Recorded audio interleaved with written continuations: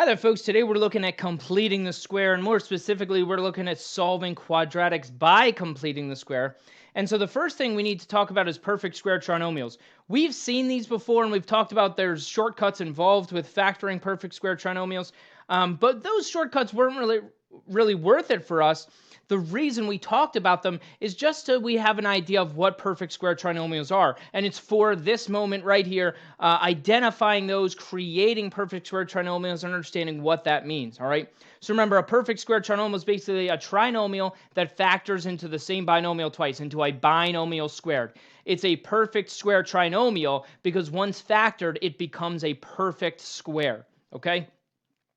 For example, if I look at these two, these are perfect square trinomials because in that first one, if I build a bridge, the two numbers that multiply to a 4 but add to a negative 4 are negative 2 and a negative 2, so it factors into an x minus 2 squared, all right? So that trinomial, x squared minus 4x plus 4, ends up being a perfect square when I put it in factored form. Same thing with the x squared plus 6x plus 9. That factors into an x plus 3 and an x plus 3, which is x plus 3 squared. So that trinomial becomes something squared when I put it in factored form. It becomes a perfect square. All right. And that's significant because if you think about solving using square roots, this is the situation we had. We had things like a binomial squared, and I can undo squaring something by taking the square root. All right. And so what we want to do is we want to use that to our advantage. We're going to create perfect square trinomials so that I can put this, rewrite this as a perfect square and then solve it using square roots. All right, that's the whole idea behind using perfect square trinomials. And that's where completing the square comes into play. All right, in order to complete the square, all I have to do is choose the right C value. All right, so when we talk about the equations, when we talk about quadratics, they're always in the form y equals ax squared plus bx plus c. And we've seen that before. We talked about that when we started factoring these things, when we do the leading coefficient times the c value. So when I talk about a, b, or c, a is the leading coefficient, b is the coefficient of x, and c is that number by itself. All right. So the act of creating a perfect square trinomial, all we have to do is pick the right c value, and we have a little formula for picking that. We take the b value divided by 2 and square it. But there's a condition that I have to have an a value of 1. And so I just have to kind of go through and inspect each of these pieces. Got to make sure I have an a value that's 1, a leading coefficient of 1. And we're used to doing that in terms of looking for our special cases for factoring. All right, the b value then is the middle term, the number in the middle. We divide that by 2 and square it, and that's the c value that we choose. For example, if I look at this guy, I want to replace that c value with something that makes a perfect square trinomial. All right, so instead of having c there, I'm going to replace it with a number. So I've got x squared plus 10x plus something. And so to find that thing, I take the b value, which is 10, I divide it by 2, and then I square it. And so that gives me 5 squared, which is actually a 25. So that means that x squared plus 10x plus 25 is a perfect square trinomial. And I can check it, build a bridge. Two numbers that multiply to a 25 but add to a 10 would be a positive 5 and a positive 5, which means this factors into x plus 5 times x plus 5, which is x plus 5 squared. So just by choosing the right value for c, I've created a perfect square trinomial. Okay? Same thing with the next one. Again, b divided by 2 and square it. So I just want to pick the right c value here. Again, take it off to the side. That's negative 18 divided by 2. And then I'm going to square it. And so that gives me negative 9. And it's negative 9 in parentheses squared, so it's a positive 81. And because we're squaring something to find this value, it's always going to be plus c. It's always going to be a positive. And now check it. Build a bridge. Two numbers that multiply to an 81 but add to a negative 18 are negative 9 and negative 9. So x minus 9 times x minus 9, which is x minus 9 squared. Okay? By just picking the right constant term, I end up with a perfect square trinomial. If I look at this one, again, b divided by 2 and squared. Let's see if we can do it in our heads. 8 divided by 2 is a 4. 4 squared is a 16. So I'm going to write x squared plus 8x plus 16. It's that easy, creating a perfect square trinomial. It's just a little formula we follow, and then I can check it. By building a bridge, I find out that this factors into x plus 4 squared. If I take a look at this one, again, b divided by 2 and square it. Negative 2 divided by 2 is a negative 1. Negative 1 squared is a positive 1. So this factors into, or this becomes this guy when I pick the right C value.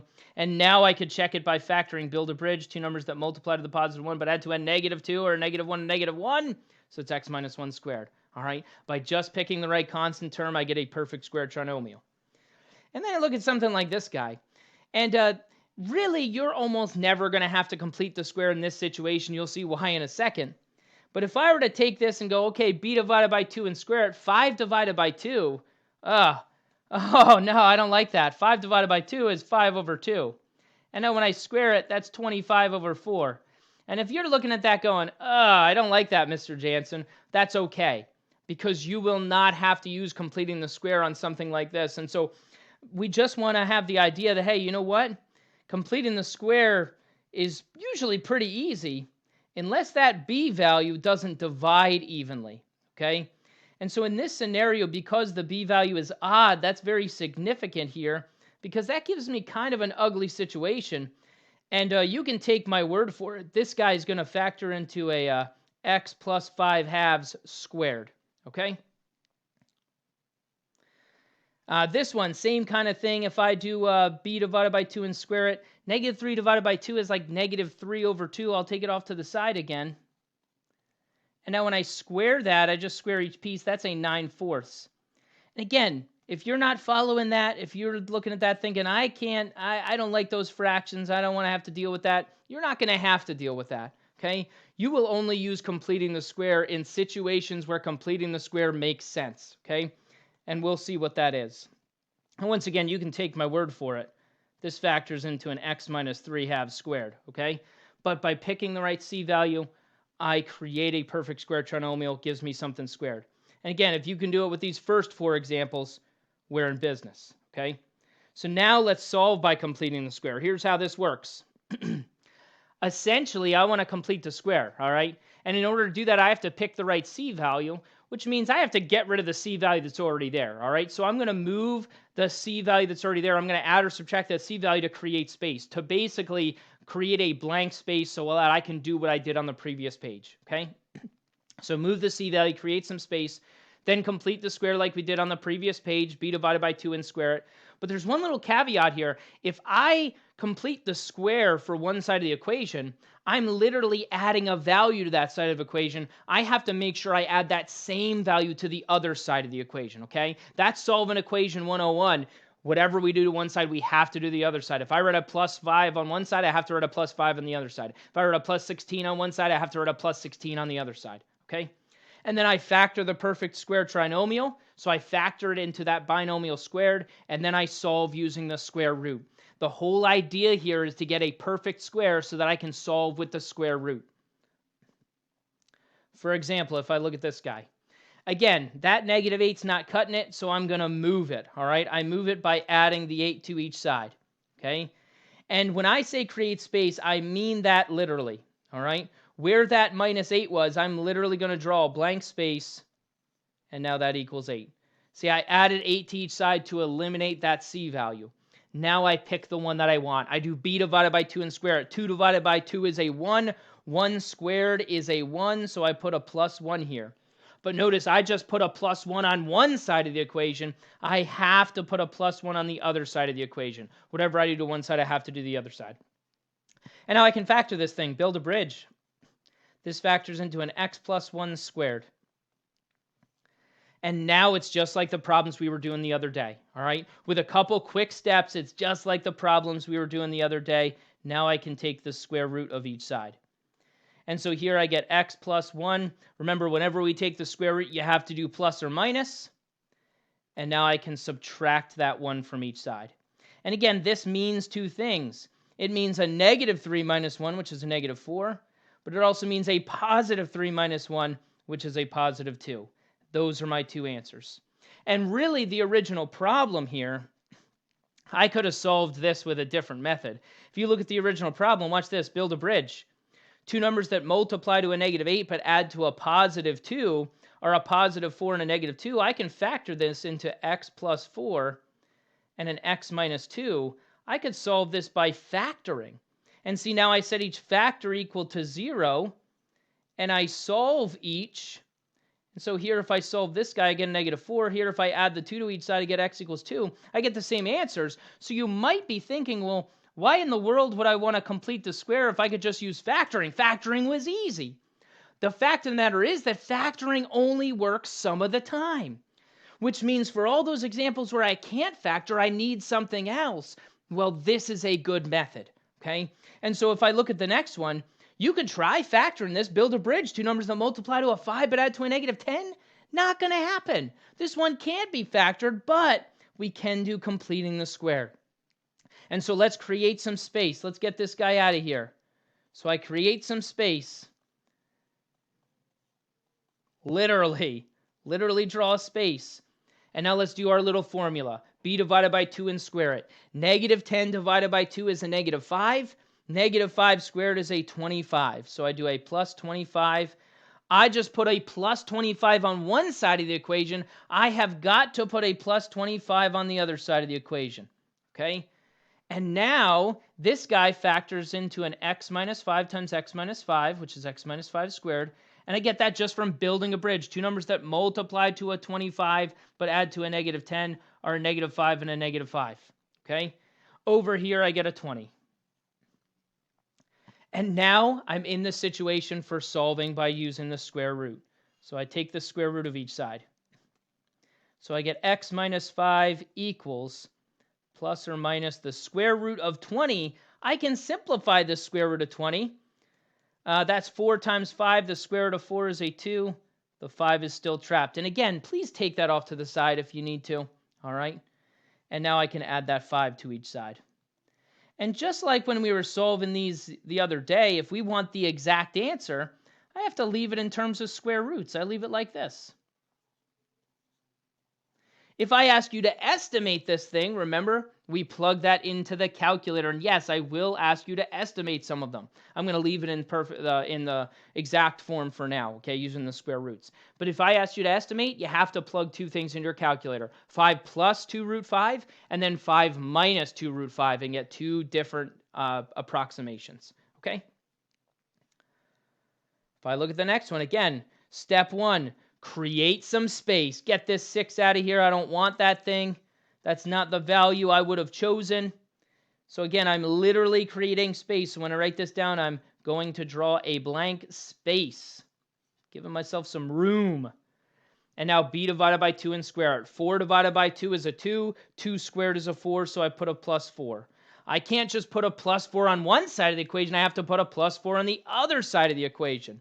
And now I factor this trinomial, build a bridge. Two numbers that multiply to a 4 but add to a 4 are a 2 and a 2. So it's x plus 2 squared equals the 10. Now I can solve with the square root. I take the square root of each side. Don't forget your plus or minus. And now I subtract the 2. Students tend to really struggle with this method, and if you're looking at this going, you know what? I don't know why they would struggle, Mr. Jansen. This seems easy. I agree with you, all right? We'll find out what makes it tough in a moment. But let's do one more manageable example. If I look at this guy again, create some space, which of course I do in red, subtract the 22. So now I have x squared minus 8x with a little bit of space equals a -22. And so now I do b divided by 2 and square it. -8, which my 8 does not look good. Let me try again. So -8 divided by 2 is a -4. -4 squared is a positive 16, so plus 16. Whatever I do to one side, I have got to do to the other side. And now this thing factors into an x minus 4 squared. And this guy gives me a -6. And so now I take the square root of each side. So I get x minus 4 equals, well, in our line of work here for Algebra 1, we can't take the square root of a negative. So we say, hey, that's impossible. So this one is no solution. Okay?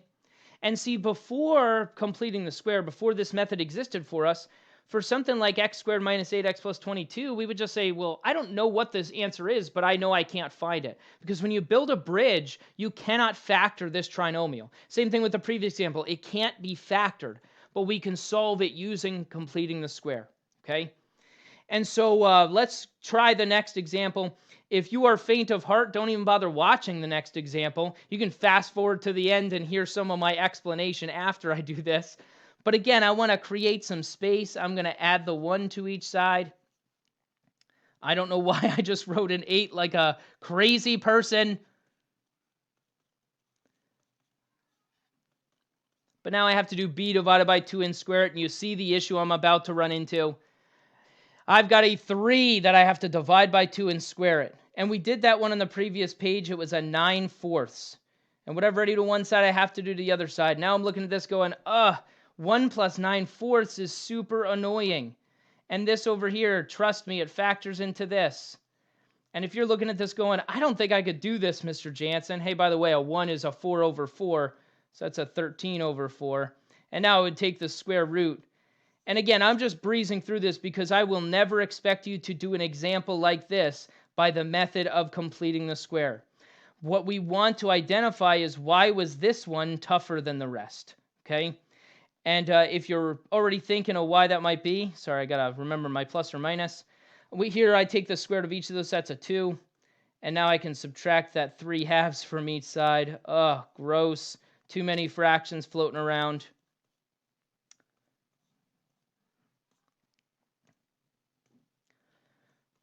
So that's a negative 3/2 plus or minus the square root of 13. Okay? Whew! And again, you don't have to do one of these. If you could do the previous 4 examples, then you are in good shape. But you know what? This one, you would never do this by completing the square. Okay? And the giveaway is this: the b value is not divisible by 2. Okay? If you look at the last one, the b value is not divisible by 2, but also, remember that stipulation we needed an a value of 1? That one does not have an a value of 1. It does not have a b value that's divisible by 2. That is not a good candidate for completing the square. And so I'm not even going to bother doing that one with you guys. We're going to learn a different method for that. And in fact, we're going to learn a different method for solving this one as well. When you do completing the square, you want to check for 2 things. It's a good candidate if the a value is 1, so leading coefficient of 1, and look at this. Leading coefficient of 1, leading coefficient of 1, leading coefficient of 1, leading coefficient of 1. And look for a b value that's divisible by 2. Look at this. B value of 2, b value of 10, b value of 4, b value of 8. Completing the square is easy if you have an a value that's 1 and a b value that's even, all right?